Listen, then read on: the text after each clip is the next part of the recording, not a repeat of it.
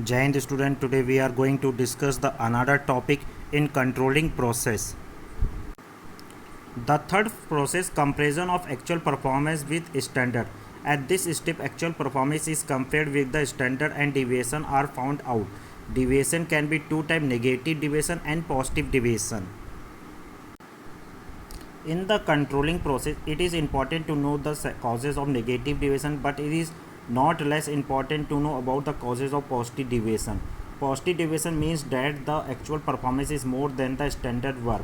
If the information received regarding the actual performance being more than the standard, the corrective action can help in improving the efficiency in futures. Last, analysis deviation.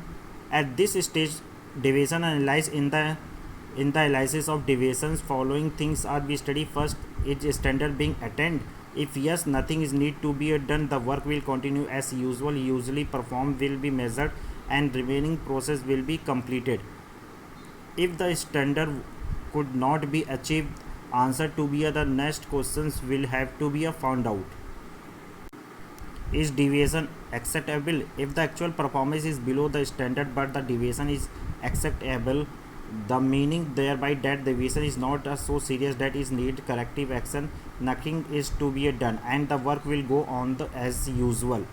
If the deviation is not acceptable, the answer is to next question we have to be found out. Is standard acceptable? If the standard is acceptable, which means that nothing is wrong with it, the cause of deviation will be located it after the correcting action will taken and the work will progress. If the standard already fixed to found to be a wrong, the answer in next question will have to be found out revising the standard. If the standard is found to be a wrong, it will have to be a refixed. Thus a new standard will set up and actual performance will measure and process will continue. Taking corrective actions. The last but the most important step in the process of controlling is taking corrective action. By now the deviation and their causes are being known as to us. Now is the time for removing the hurdles in the actual work progress. The purpose of corrective action is to be bringing the actual work progress to the level of expected progress. This includes the two types of arrangement. First, removing the deviation in the actual performance. If the production has declined of some defect in the machine, it should be immediately got rectified and the employees should be asked to wrong work overtime to compensate the loss in production. Second, stopping the repetitions of any such problem in future. For example, making a in-depth study of causes of defect in machine. Taking such step will be prevent and any such problem in future. What are the factors we consider by taking the corrective action? The first, corrective action should be taken only after the careful inquiry into the causes of deviation. Second, if the wrong standard had been determined, they should be a modify. Third, corrective action should be taken only by the manager who is directly connected with the work. Fourth, the action should be immediately taken so that loss can be avoided in future.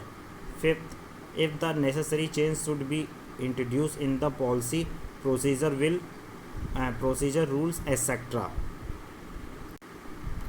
A special feature of corrective action is that control does not come to an end only with the implementations of corrective action, but it has to be observed as to be what effect it has been created on the actual result.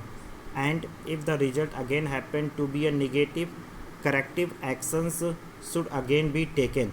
That is why it is said that control is a continuous process. Thank you.